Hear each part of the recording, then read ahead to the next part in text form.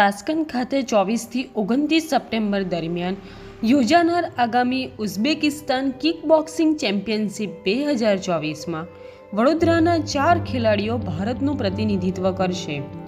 આ ચેમ્પિયનશિપમાં લગભગ 15 દેશોના અંદાજે 2000 એથ્લીટ ભાગ લેવાના છે।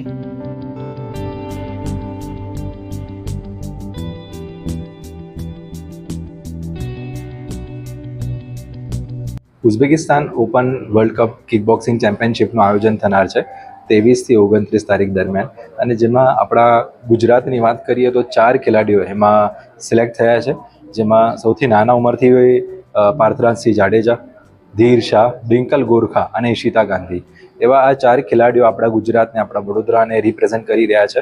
અને કુલ ટોટલ ઇન્ડિયાથી 30 એવા પ્લેયર્સ જઈ રહ્યા છે, અને આ વર્લ્ડ કપમાં ટોટલ 35 કન્ટ્રીઝ પાર્ટિસિપેટ કરી રહી છે, જેમાં 2000થી વધારે ખેલાડીઓ ભાગ લેવાના છે। તો as a national coach, as a state president of Gujarat, હું પૂરેપૂરી આશા વ્યક્ત કરું છું કે આપણા ખેલાડીઓ એક બહેતર પ્રદર્શન કરીને દેશ માટે મેડલ જીતીને આવે અને દેશનો ઝંડો સૌથી ઉપર લહેરાવે। સૌથી પહેલાં ડિસ્ટ્રિક્ટ ટુર્નામેન્ટ્સનું આયોજન કરવામાં આવે છે, જેમાં ખેલાડીઓ રમે છે અને એમાં જીતે। પછી સ્ટેટ ચેમ્પિયનશિપ હોય, નેશનલ ચેમ્પિયનશિપ, અને એમાંથી ઇન્ટરનેશનલ કેમ્પ, ટ્રેનિંગ કેમ્પ એમનો હોય। તો એવી રીતે અલગ અલગ સ્ટેજીસ પર એમનું સિલેક્શન થતું હોય। નોર્મલી જે મેડલિસ્ટ હોય એ જ લોકો આગળ પાર્ટિસિપેટ કરી શકે, એ લોકોનું જ આગળ સિલેક્શન થતું હોય। તો આવી રીતે ઘણા બધા સિલેક્શન પ્રોસેસ એન્ડ ટ્રાયલ્સના પછી એ લોકોનું આવી રીતે વર્લ્ડ કપમાં એમનું સિલેક્શન થયું છે। ચેલેન્જિંગ ઘણું બધું છે, કારણ કે 35 કન્ટ્રીઝ પાર્ટિસિપેટ કરી રહી છે, અને જ્યારે દેશનું નામ તમારા સાથે જોડાયેલું હોય તો ત્યારે એક અલગ લેવલનું પરફોર્મન્સ જોઈતું હોય છે। તો એક પ્રેશર નહીં કહું મેં, બટ પોઝિટિવિટી કહીશ કે એક પોઝિટિવિટી સાથે પ્લેયર્સ રેડી છે પોતાનું બેસ્ટ પ્રદર્શન કરવા માટે અને ઇન્ડિયાને સૌથી ઉપર લાવવા માટે। વખત અમે જોઈએ છે કે આપણા જે ઇન્ડિયાના ખેલાડીઓ છે એ સારા જ ખેલાડીઓ છે, પર કहीं ના કहीं એક પોતાના પર એક કોન્ફિડન્સ ના હોવો, અથવા તો સ્કિન ડિફરન્સ કે ભૂરિયા છે તો એ સારું રીતે રમી શકે છે, તો એક એવી મેન્ટેલિટી હોય છે અમુક વાર પ્લેયર્સની, તો એના લીધે એમનું પરફોર્મન્સ પર બી એનું પરિણામ આવે છે। તો અમારો પ્રયાસ એ જ રહે છે અને હમણાં બી છે કે બેસ્ટ ઓફ બેસ્ટ એમને સાયકોલોજીકલી રેડી કરવા, મેન્ટલી રેડી કરવા, અને મેન્ટલી એવા સ્ટ્રોંગ કરવા કે જે ફિઝિકલી એમની સ્ટ્રેન્થ છે એ યુટિલાઇઝ થાય, અને યુટિલાइज કરીને એ પોતાનું बेस्ट ऑफ बेस्ट परफॉर्मेंस આપી શકે। अभी कहाँ जा रहे हो? उज़्बेकिस्तान जा रहा हूँ वर्ल्ड कप खेलने के लिए। पहली बार जा रहे हो?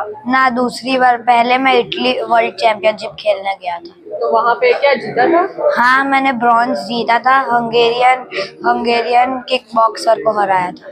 मैं जब मेरा सिलेक्शन हुआ था तब से मैं प्रिपरेशन कर रहा हूँ, मैक्सिमम जितनी भी हो उतनी। क्लास में 2 आवर्स और घर पे कभी कभार हाफ एन आवर और 1 आवर। मैं जब छोटा था तब मैं मेरे फ्लैट के बाजू में ही ये क्लास सर ने चालू किया, तो मैंने मेरी मम्मी को बोला कि ये क्या है, तो मम्मा ने बोला किक बॉक्सिंग। तो मेरे पापा ने मेरे को ज्वाइन कराया, फिर मम्मा ने कहा कि नहीं, इसको ये तो अभी बहुत छोटा है, तो पापा ने कहा कि ये अभी डालने दो, ये कुछ कर नहीं रहा था। आप कितने साल के हो?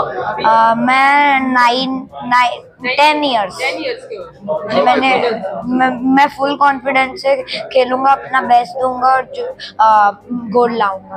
હમણાં અમે ઉઝબેકિસ્તાન વર્લ્ડ કપ રમવા જઈ રહ્યા છે, અને તૈયારી તો ઘણી સારી જ છે, કેમ કે ફર્સ્ટ ઇન્ટરનેશનલ છે, અને એવી જ ઈચ્છા છે કે ગોલ્ડ મેડલ લઈને જ આવવાના છે બંને, અને એ જ પ્રમાણની તૈયારી ચાલી રહી છે। સવારે મોર્નિંગમાં છે, ઇવનિંગ છે, એવી રીતે, અને પાછું સાથે સ્ટડી બી ચાલે છે, એટલે તૈયારી તો જે લેવલની છે, લેવલમાં એવું છે કે ના, મેડલ તો આવવાનો જ છે। આજે 3 મહિનાથી આની માટે મેં તૈયારી કરી રહી છું મેં, અને મને ઇન્ડિયા માટે તો લાવવું જ છે, પણ મને વડોદરા માટે મેડલ લાવવું છે। મેં 5 વર્ષથી કિકબોક્સિંગ રમું છું, અને મેં કિકબોક્સિંગ રમવાનું કારણ મારું પોતાને પ્રૂવ કરવાનું છે કે એક છોકરી ધારે નહીં કરી શકે છે એમ, અને મારા હાર્ડવર્કના લીધે આજે હું આ લેવલ પર આવી છું।